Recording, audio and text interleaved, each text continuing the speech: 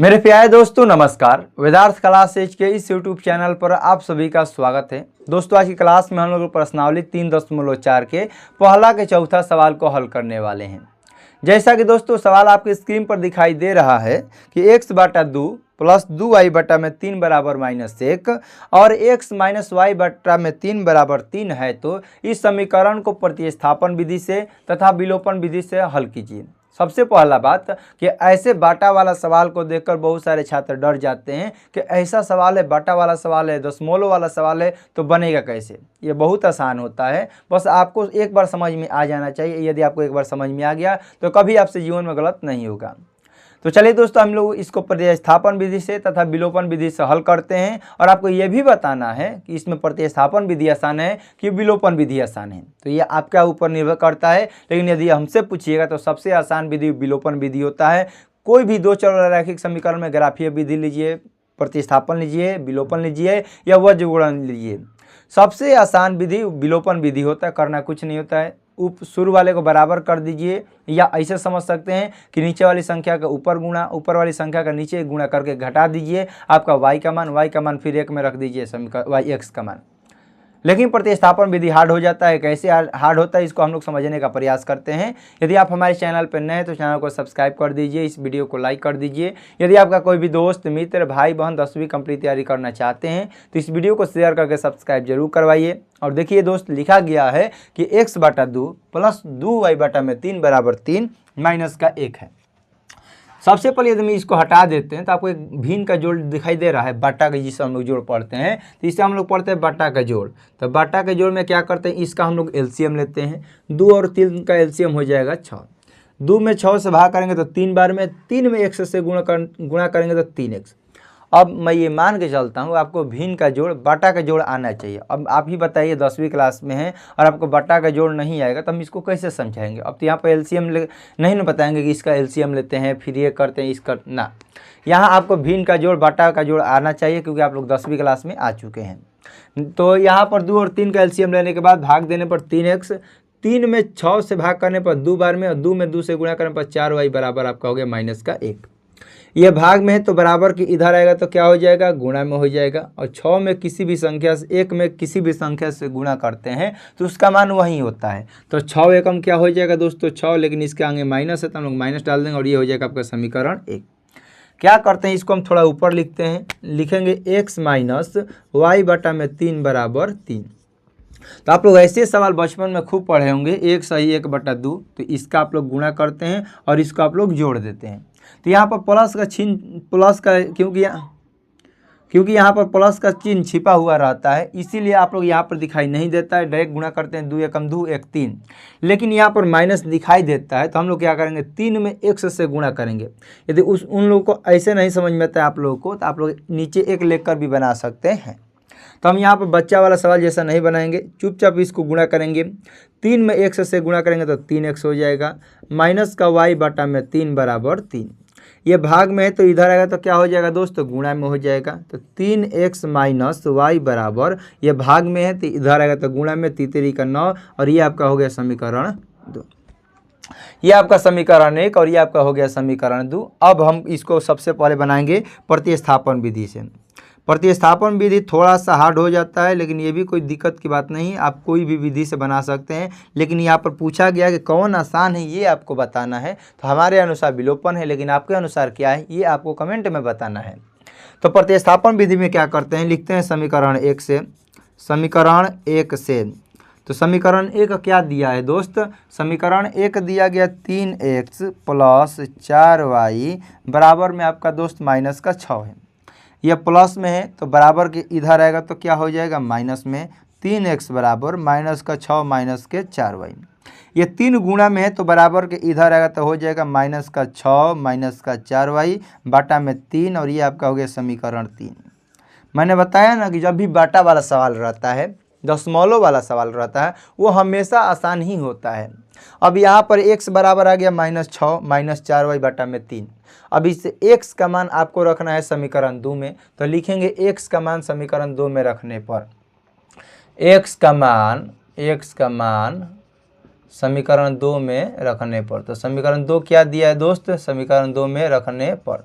तो समीकरण 2 दिया गया 3x माइनस के वाई बराबर 9।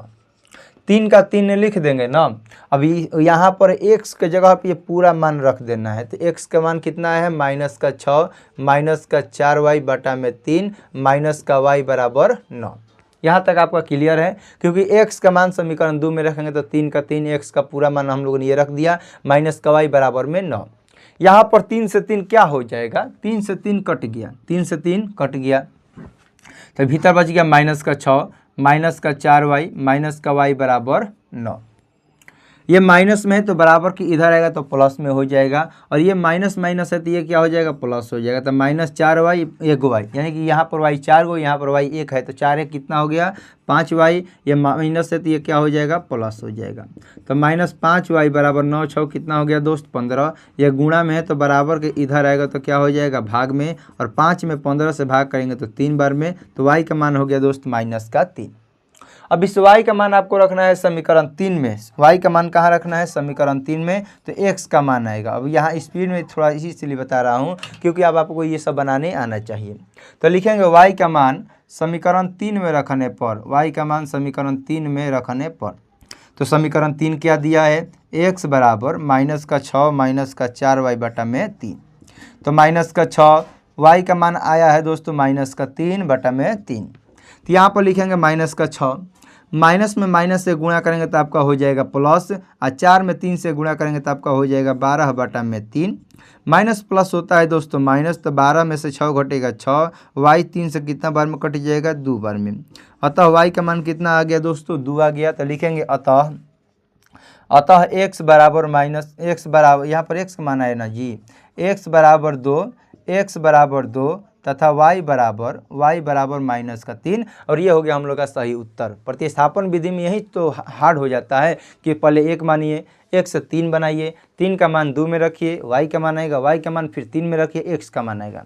लेकिन विलोपन विधि में इतना तामझाम करने की ज़रूरत आपको नहीं है। तो क्या आपको ये समझ में आ गया। तो यहाँ से x बराबर 2 y बराबर 3 आ गया। अब इसको हम लोग हल करेंगे विलोपन विधि से। देखिए विलोपन विधि तो और ये आसान हो गया।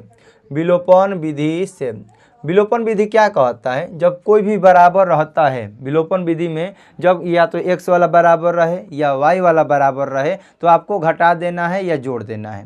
तो यहाँ पर कोई बराबर आपको दिखाई दे रहा था, आपको कहिए कि यस सर यहाँ पर भी 3x है और यहाँ पर भी 3x है। जब यहाँ पर दोनों 3x है तो हम इसको क्या कर देंगे दोस्त, बराबर कर देंगे।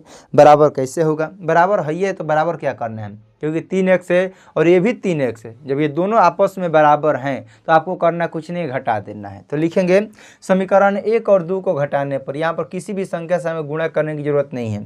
गुणा कब किया जाता है, जब कोई संख्या बराबर नहीं रहे। जैसे यहाँ पर x का मान कुछ और रहे, यहाँ पर x का मान कुछ और रहे, y का मान यहाँ पर कुछ और है, यहाँ पर y का मान कुछ और है, यानी कि x और y कभी बराबर नहीं रहेगा तो वहाँ पर नीचे वाली संख्या से ऊपर गुणा, ऊपर वाली संख्या से नीचे गुणा करना होता है। लेकिन जब भी x बराबर रहे y बराबर रहे तो आपको घटाना है या जोड़ना है। तो जब भी शुरू वाले में करना है तो लिखेंगे समीकरण 1 और 2 को घटाने पर, समीकरण 1 और समीकरण 2 को घटाने पर, आप लोग हिंदी लिखिएगा, समीकरण 1 और समीकरण 2 को घटाने पर। तो समीकरण 1 दिया गया मेरे भाई 3x प्लस 4y बराबर माइनस के 6। समीकरण 2 दिया गया 3x माइनस y बराबर 9। यहाँ पर प्लस है तो माइनस हो जाएगा, ये माइनस है तो प्लस हो जाएगा, और ये प्लस है तो माइनस हो जाएगा, क्योंकि घटाया जाता है तो चिन्ह बदल जाता है। तो ये ख़त्म हो गया, ये प्लस का 4 और ये 4, तो कितना हो गया, प्लस 5 हो गया। माइनस माइनस ये प्लस हो गया, लेकिन ये माइनस में, यदि दोनों कर्जा में है तो आंसर भी कर्जा में आएगा, यानी कि दोनों माइनस में तो आंसर भी माइनस में आएगा।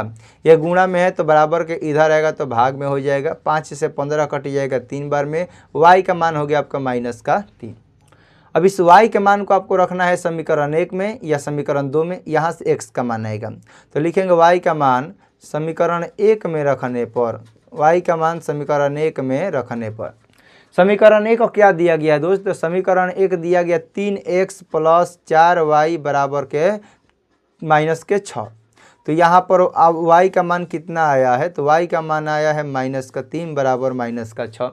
y का मान समीकरण 1 में रखने पर तो y की जगह पर हम लोगों ने माइनस का 3, यह प्लस है और ये माइनस है, तो प्लस माइनस क्या हो जाएगा, माइनस का 12 बराबर माइनस का 6। ये माइनस में तो इधर आएगा तो क्या हो जाएगा दोस्त, प्लस में हो जाएगा, तो माइनस का 6 प्लस 12। ये गुणा में तो बराबर की इधर आएगा तो क्या हो जाएगा, भागा में हो जाएगा, और माइनस प्लस होता है माइनस, 12 में से 6 घटेगा तो ये हो जाएगा 6। 6 से कितना बार में कट जाएगा, 3 बार, 2 बार में कट जाएगा 3 से, यानी कि x का मान आ गया दोस्तों 2। तो लिखेंगे अतः x बराबर 2 तथा y बराबर माइनस का 3, और यही हो गया हम लोग का सही उत्तर। तो आप लोग बताइए, कमेंट में बताइए कि कौन विधि आसान लगा, प्रतिस्थापन विधि आसान लगा कि विलोपन विधि आसान लगा। तो प्रतिस्थापन विधि का इतना हल करने पर x y का मान आएगा, विलोपन विधि को इतना सा हल करने पर x y का मान आएगा। तो जो आपको आसान लगे बढ़िया है, हो सकता है कुछ लोगों को विलोपन विधि आसान लगे तो विलोपन विधि कमेंट में बताइए, कुछ लोगों को प्रतिस्थापन विधि आसान लगे तो प्रतिस्थापन विधि कमेंट में बताइए, लेकिन बताइएगा जरूर।